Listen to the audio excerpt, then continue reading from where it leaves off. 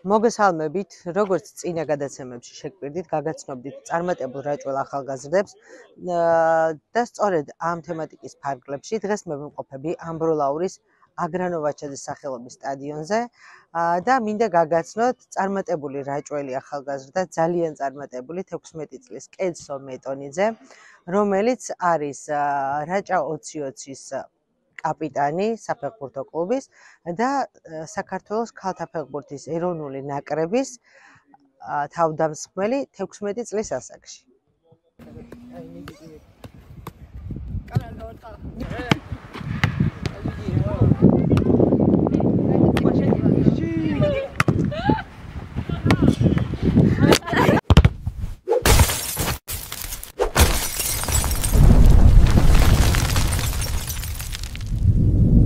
კესო, მოგვიყევი შენს ბავშვობაზე. რავი, ჩვეულებრივი ბავშვობა მქონდა, ჩვეულებრივად ვიზრდებოდი, მაგრამ განსხვავებული ის იყო, რომ ჩემ ოჯახში სულ სპორტთან ვიყავით ყველა ახლოს. თავიდან მე მოჭადრაკე ვიყავი, მაგრამ ეხა ფეხბურთელი ვარ. ბავშვობაში ფეხბურთი მიყვარდა, მაგრამ მინდოდა რომ მოჭადრაკე გამოსულიყავი, მაგრამ რო გავიზარდე, რა საინტერესოა ეს, არ ვიცოდი. აი რა განაპირობა, აბა. აი რაღაცა ეს შენი და კონტაქტება ფეხბურთთან როგორ მოხდა? ჭადრაკს რომ თამაშობდი, მე რომ მოვდიოდი სახში, იყო ხოლმე ჩემი ძმის ვარჯიში და სულ უყურებდი მე და შენი ძმაც ფეხბურთელია, ხო, ვინც არ იცის რო იწოდეს და მამაც ძალიან ჩართულია. ხო და ჩემი ძმის ვარჯიშს უყურებდი, მე ვრჩებოდით და ის ახალგაზრდებს ვარჯიშებდი ხოლმე, მე კარში მივიყავდა და რაღაცა ეხმარებოდი ანუ. ჩემი ძმაც თამაშობდა ჭადრაკს, ოღონდ ის უბრალოდ თამაშობდა მოყვარულად რა. მე რავი ბოლოს რო გავიზარდე უფრო ხშირად თამაშობდით ფეხბურთს, მე სტადიონი გაკეთდა აქ და უფრო ხშირად ვარჯიშობდით ხოლმე და ჭადრაკის დაფაზე რო ვიჯექი ხოლმე ვეღარ ვშერდებოდი, უკვე ვეღარ ვისვენებდი და მე რა ვიცი. მე უკვე საფეხბურთო კლუბით შეიქმნა და მე განმოვედი ფეხბურთსაც და რა ვიცი. ანუ მაინც ოჯახმა დიდწილად განაპირობა, ოჯახშიც რა რაღაცა ფეხბურთი აქტუალური იყო, მაგრამ უფრო განაპირობა, ხო, რომ შენც რაღაცა ოჯახის გამო ჩაერთი ამ სპორტში. კაი და ჩაერთა და შეგიყვარდა ესე იგი ეს ფეხბურთი, ვეღარ ისვენებდი უკვე ჭადრაკის დაფასთან და დაიწყე თამაში. ნუ აი, კაი, დავიწყეთ თამაში, მაგრამ ესე ბავშვობაში ბევრი ადამიანი თამაშობს, ხო? ფეხბურთს ახლა ყველა ბავშვი თამაშობს. აი, როდის მიხვდი, რომ ეს თამაშზე მეტი იყო რა, უფრო სერიოზული ინტერესი ჰქონდა ამ მიმართულებით? რეალურად სულ მიყვარდა რომ თამაშობდი ხოლმე, აი სულ რომ აი სკოლა რომ მოვდიოდი ხშირად მარტო ვიყავი ხოლმე სახში და სულ გამოვდიოდი, აი ახ სტადიონი არ იყო და სულ გავდიოდი, აი ბეტონი იყო და იქ ვარჯიშობდი, რაღაც ფინტებს ვაკეთებდი ხოლმე ჩემით და რაღაცა და გუნდი რო შეიქმნა, მე მივხვდი რომ ეგ უკვე მართლა გულით მინდოდა რომ გამეგრძელებინა, მაგრამ ანუ გარდატეხი მომენტი იყო, როცა შეიქმნა გუნდი, ხო? გუნდმა შეიტანა, ხო.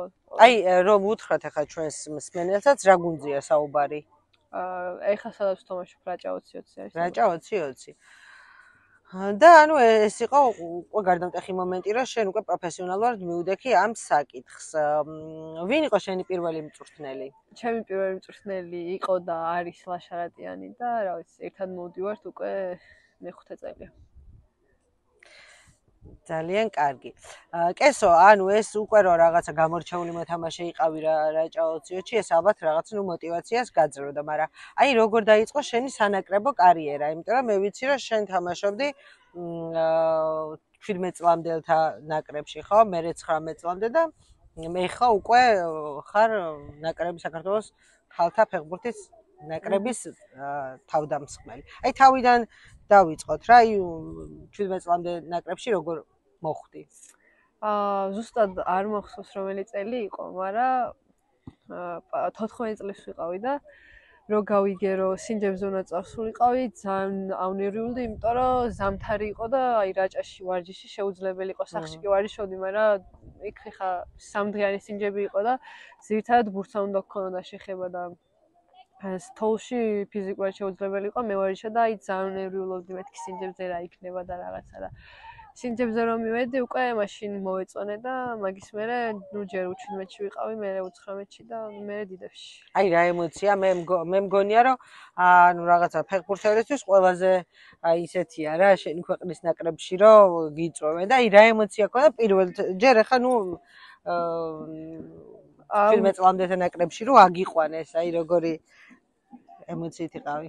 ჯერ რომ ჩვენ წლამდეებში ამიყვანეს, ვიყავი ყველაზე პატარა და ყველაზე დაბნეული ვიყავი იქ, რა ვიცი და თავიდან პირველად თამაში რომ ათამაშა დამაყენა ანუ ხო თავიდან რომ ათამაშა სასტარტო შემადგენლობაში და არ ველოდი და ისეთი დაბნეული ვიყავი, აი არ ვიცი, ისეთი მომენტები ავაცილე, მაგრამ მე პენალიც ავიკიდე რაღაც. მაგრამ რავი ძალიან მაგარი იყო რა, პირველად ჰიმნზე რო ვიდექი, საოცარი შეგრძნება იყო რა. და აი უკვე ნაკრებში რო სპორტლებს დასრულთა ნაკრებში რო გამოგიძახეს, მაგაზეც გითხარი 1-2 სიტყვა რას ნიშნავს ახლა შენთვის ამ ხელა ის არის სტატუსი, ხო? რა დიდებში შენი ქვეყნის მაისური გაცვია, რაღაცა ჰიმნზე გამოდიხარ, რაღაცნაირი შეგრძნება ალბათ, ხო? კი დიდებში გამოძახებას ესე რომ ვთქვათ, მწვრთნელმა ისე გააკეთა, რომ მიგვაჩვია რა. თავიდან გამოგვიძახა რამდენიმე ახალგაზრდა, რომ უბრალოდ თამაშები არ გქონდა და დიდ ფეხბურთელებთან ერთად გვენახა, როგორ ვარჯიშებდით, თვითონაც ნახა, როგორ მოიქცეოდით. რაღაცები გვასწავლა, ნახავი როგორ შეეჩვეოდა და ბევრ რაღაც თვითონ თავის თვალით დაინახა. მე რამდენიმე შეგვარჩია და დაგვიტოვა და შეჩვეულები ვიყავით იმას, თუ როგორი სიტუაცია იყო დიდ ნაკრებში, მაგრამ მაინც ეხა თამაში დიდ ნაკრებში უფრო განსხვავებულია ვიდრე პატარებში, იმიტომ რომ იქ უკვე მაინც სხვა დონეა და სხვა რაღაცებია რა. რაღაცა ისტორია ახლავს ხო ამ შენ ნაკრებში გამახსენდა, მინდა რომ მოგვიყვა ეს ისტორია. პირველად მთავარი მწვრთნელი ახალი ჩამოსული იყო ირისი არის ისრაელიდან და მე როცა პირველად ის გავიცანით, გქონდა ამხანაგური თამაში ერთ-ერთ თბილისის გუნდთან U17-ს, მაშინ 15 წლის ვიყავი და მივიღე ტრავმა მაგ თამაში, მაგრამ ძალიან კაი თამაში ვთამაში, სულ 30 წუთი ვითამაში, მაგრამ კაი თამაში ვითამაში და მან გავიწვიტე მენისკი პროსტორას და ეს რაკია რომ გადავიგე და რომ გავიგე რომ ოპერაცია მჭირდება და რაღაცა თვითონ მომწერა და რა ვიცი მისი ყურადღება ძალიან დამეხმარება мотиваცია მომცა რომ ანუ პირველად რომ დაგინახეო მაშინ მომეწონაო შენ თამაშო ეგრევე გავიკითხეო შენზეო და ანუ მე შეგელოდებიო რა გააგრძელოს შრომაო და ვიცი რომ არა დაბრუნდებიო და რამე თუ დაგჭირდასო აქორო და არა მარტო ეგ აი ეროვნული ნაკრების ფეხბურთელები მაშინ ვისაც არ ვიცნობდი არასდროს არ ვიყავი ეროვნულში ვისაც არ ვიცნობდი მათაც მომწერეს მესიჯები და ძალიან დამეხმარა მათი მესიჯები და რა ვიცი მე სწრაფად გაიარე რეაბილიტაცია. ეს რეაბილიტაცია ყველა მგონი ძალიან სწრაფად გავიარე და მე ჩემ 17 წუთი მომწარო მართლა ესე მალე დაბრუნდიო. უკვირდა ყველასო ესე მალე როგორ დაბრუნდიო. აი ვიცი ერთულზე ვიყავი მეთქი რომ ის დაუბრუნდებით და ალბათ ძალიან ბედნიერი იყავი რომ მე მართლაც თან შეასრულა პირობა და 19-ში ნათამაშები არ მქონდა ერისმა რომ გამომიძახა იქ და არ ვიცი ანუ ყველაზე ის არის ხა ამ ისტორიაში ერთ-ერთი მნიშვნელოვანი ამბავი არის შენი ასაკი, რომ შენ ჯერ კიდე 16 წლის უკვე ამ ხელაწარმატებას მიაღწია შენ სფეროში და კიდე წინ უამრავი წარმატება. ზოგადად აი ფეხბურთელისთვის მნიშვნელოვანი შენი აზრით რა არის? უფრო ნიჭი არის განმაპირობებელი წარმატების შრომა თუ აი შენ როგორ მიგაჩნია რა სპორტსმენისთვის ყველაზე ესეთი განმაპირობებელი რა თვისება არის რომ წარმატებას მიაღწიოს? ნიჭი ძალიან კაია, მაგრამ შრომის გარეშე არ გამოვა რა. ტალანტი ძალიან ბევრს აქვს, მაგრამ თუ არის შრომა, არაფერი არ გამოგივა რა. თავარია შრომა დისციპლინა. ანუ შენ წარმატებაში შენ დიდ წილად თვლი რომ შრომა ითამაშა დიდი როლი, ხო? ხაი რა უნდა იყოს ფეხბურთელისთვის ყველაზე ისა დიდი მიზანი, ხო? არის ალბათ ყველა ფეხბურთელისთვის ეროვნულ ნაკრებში მოხვედრა, მაგრამ აი ამ შემთხვევაში ეხა შენთვის რა არის უკვე ეროვნულ ნაკრებში უკვე ხარ 16 წლის. მინდა რომ ძირითადში ვიყო რა თქმა უნდა და მე კიდე ევროპაში საგვარგარის თამაში. სამმავლო ხო აპირებ რომ უცხოეთში გააგრძელო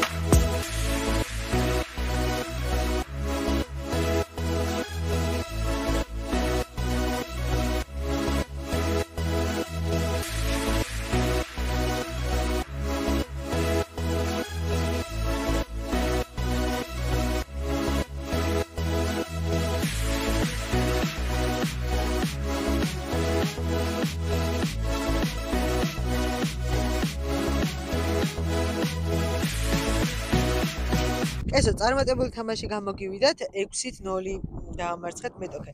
რა მნიშვნელობა ჰქონდა ამ თამაშს? ეს იყო თასის შესარჩევი ეტაპი და ეხლა ჩვენ გადავედით საქართველოს თასის მეოთხედფინალში და ვაგრძელებთ ბრძოლას. რა მოლოდინები გაქვთ? რა ვიცი, ცოტა რთულია თასის თამაში, რადგან ძალიან რთული მეტოქეები ყავს, მაგრამ ჩვენ შევეცდებით, რომ მაქსიმალური შედეგი დავდოთ. ყველაფერი ხდება, რა ვიცი. აუცილებლად ყველაფერი ხდება. უფრო ინდივიდუალური ფეხბურთელი ხარ თუ უფრო გუნდური? აი, გიყვარს ეს თავისუფლება და უცებ რაღაცა შენი ამბების დატრიალება თამაშში? თავისუფლება ყველას უყვარს, მაგრამ გუნდურობა აუცილებელია რა. რაღაც მომენტში არის, რომ შენ თავზე უნდა აიღო თამაში და გაამწვავო და აი ლამაზი მომენტები შექმნა, მაგრამ უფრო გუნდურად უნდა ითამაშო რა. მარტო შენ რომ აიღო ბურთი და წამოიღო, არ არის ლამაზი საყურებელი და არც სწორი არ არის რა. უფრო მეტად ვფიქრობ გუნდური ფეხბურთელი ვარ რა. ხო, იმიტომ რომ ზოგადად ფეხბურთი გუნდური სპორტია და ინდივიდუალური. კი ბატონო. იცი რა მაინტერესებს? აი, რო არ გამოსულიყავი ფეხბურთელი, რა შეიძლება, რა პროფესია შეიძლება აგერჩი? აი, რა ინტერესები გქონდა ფეხბურთი, სანამ ესეთი მნიშვნელოვანი გახდებოდა შენთვის? ვფიქრობ, რომ შეიძლებოდა ჭადრაკი გამიგრძელებინა, შეიძლებოდა დიდი ალბათობით გავაგრძელებდი და აუცილებლად ვისწავლდი და აი რა ვიცი, აი რამე გამოვიდოდი აუცილებლად. ეხა არ ფიქრობ რაღაცა ისე სხვა პროფესიის მიღებასაც? აი მაგალითად, რო დაასრულებ კარიერას, ჯერ კი ძალიან ახალგაზრდა ხარ და წინ ძალიან დიდი მომავალი გაქვს, მაგრამ აი საფეხბურთო კარიერას რო დაასრულებ, მერე რას აპირებ? მე ვფიქრობ და მინდა რომ გავხდე მწვრთნელი და ანუ მაინც ამ სპორტში აპირებ დარჩენას, ხო? როგორც ვიცი, შენ ამავდროულად ხარ აბიტურიენტი, წელს სკოლას ამთავრებ და პირველ რიგში რა პროფესიას ფიქრობ, რომ რაზე გინდა გაგრძელო სწავლა? ვფიქრობ, რომ ჩავაბარო ფსიქოლოგიაზე, მაგრამ მანამდე უნდა მოვემზადო, რომ გამოცდებით ჩავაბარო და ძალიან რთულია, რომ ერთმანეთს შეუწყო სკოლა და ფეხბურთი და სწავლა, იმიტომ რომ აი ზაფხულში სულ ორჯერ ვარჯიშობდი ხოლმე და ეხლა ვერ ვახერხებ თან იმდენი სამი საათი მომაქვს ხოლმე, რომ აი ძალიან გვიან მიწევს დაძინება და ცოტა აი რეჟიმის დაცვა ძალიან რთულია რა და არა და სპორტსმენისთვის რეჟიმი აუცილებელია. და რაზე ფიქრობ ჩაბარებას? ვფიქრობ ფსიქოლოგიაზე. აი რატომ მიგაჩნია ეს სფერო საინტერესოდ? რამენაირად უკავშირებს სპორტს? ვფიქრობ, რომ აი ადამიანებთან ურთიერთობაში დამეხმარება და თან მნიშვნელობა რომ მინდა, აი ვფიქრობ ფეხბურთელთან ურთიერთობაში გამიადვილდება რა. კესო, შენი საყვარელი გუნდი რომელია? ჩემი საყვარელი გუნდი არის ქალებში არსენალი და კაცებში რეალი. და საყვარელი ფეხბურთელი? ქალებში ვივიანე მიედემა და კაცებში რონალდო. ბოლო პერიოდში ქართულ ფეხბურთში რაღაცა ძალიან კაი თაობა წამოვიდა, ხო? ყველასთვის საყვარელი ბიჭები და აი ქართულ ფეხბურთელს რომელს გამოარჩევდი? რავი, ალბათ ყვარას. იმიტომ რომ რავი, ეგეთი ტალანტი ძალიან განსაკუთრებული არის, ძალიან ნიჭიერი არის და ძალიან კარგ შედეგებს მიაღწია და რა ვიცი, ძალიან კარგი ფეხბურთელია რა. ნამდვილად. კესო, შენ გუნდზე მოგვიყევი? ჩემი გუნდი შეიქმნა 2020 წელს, ჩვენ ვასპარეზობდით ლიგაურში. თავიდან ყველა პატარები ვიყავით და ყველა ადგილობრივი ვიყავით და სერიოზულ მიზნებზე არ ვფიქრობდით რა.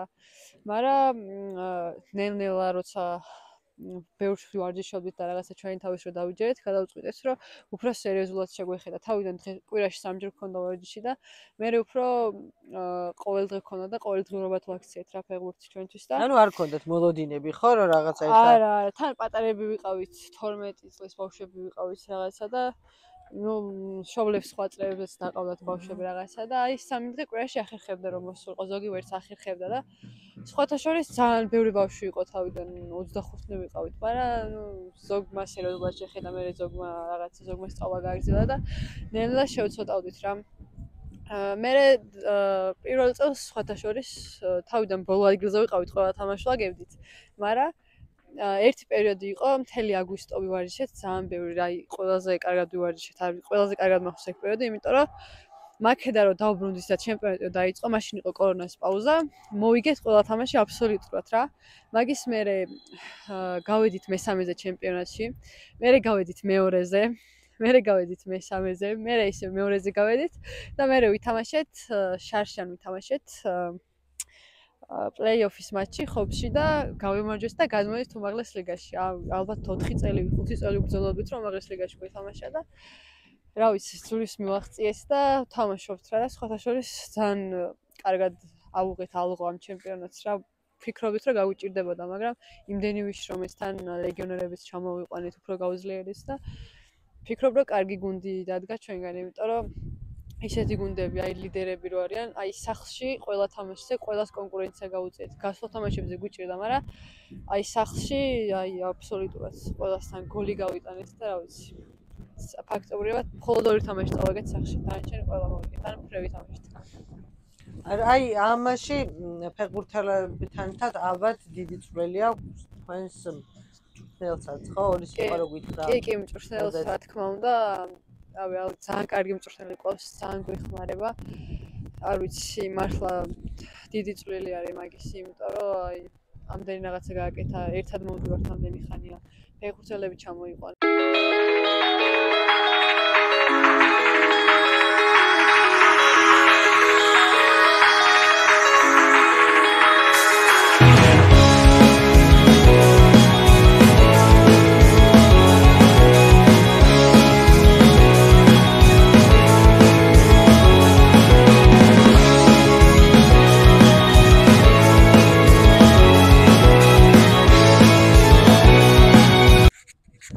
ის რომ სახლში თამაშებს კარგად ვთამაშობ, ძირწილად გულშემატკივრის დამსახურება არის, იმიტომ რომ ფიქრობ რომ რაჭაში ფეხბურთი ძალიან უყვართ და კაცთა ფეხბურთი რა არსებობს, ფიქრობ რომ ჩვენზე არიან გადმორთულები და ძალიან ბევრი ხალხი დადის ხოლმე თამაშზე. აი შარშან ვერასთან გადამწყვეტი თამაშები გქონდა ხოლმე, ლიგაში ვთამაშობდით, რამდენიმე გუნდი იყო ძლიერი, ვისაც კონკურენცია გვიწევდა და აი არ დამავიწყდება ვერასთან რამდენი ხალხი იყო მოსული სტადიონზე, აი ის ტრიბუნაზე არ ეტევოდნენ და აი გარეთ იდგნენ ყველა თან ძალიან დაძაბული თამაში გამოვიდა და აი მათი როლი მართლა ძალიან აღსანიშნავია რა. კესო, იცი რა მაინტერესებს? ეხლა ამროლაური ისედაც არ არის დიდი ქალაქი და აქ მაინც ყველას იცნობს, მაგრამ აი ამ შენმა წარმატებამ განაპირობა პოპულარობა და აი რაღაცნაირად როგორ გძნობ ეხლა ამ მდგომარეობაში თავს? არ ვიცი. ხო არ გაკომპლექსებ ცოტა? თუ პირიქით ყველა რო გეფერება და სიტყვას გამოხატა?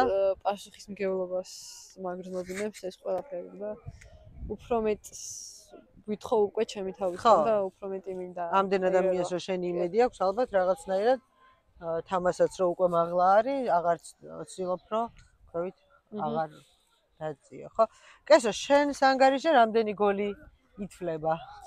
სხვათა შორის წელს რომ მქონდა დებიუტი ლიგაში, საერთოდ არ მეკონა რომ ამდენს მივახსენებდით მთლიანად გუნდი და მით უმეტეს მე თან დებიუტი გვიან მქონდა, იმიტომ რომ სანაკრებო შეკრებაზე ვიყავი და 2 თამაში გამოვტოვე და მე შინოდა რომ გამიჭირდებოდა ტემპთან შეგუება ან რაღაცა ეგრე, მაგრამ არა, 34 გოლი გავიტანე და პირიქით ეხა უფრო მეტი მინდა, უფრო რთული მინდა და უფრო გამოწვევები გვინდა. არა მარტო მე მთლიან გუნდს უფრო მეტი გვინდა რა. და ეს ჩემი დამსახურება არის, მწვრთნელის და ბავშვების დამსახურება არის, რომელიც მეხმარებიან გოლების გატანაში. ესო წარმატებებს გისურვებთ, აი დარწმუნებული ვარ ძალიან, რომ კიდევ ძალიან ბევრჯერ ვიამაყებთ შენი წარმატებით და აბა შენიცი, მაგრად უნდა გვასახელო რაჭა და რაჭველები. მადლობა დიდი.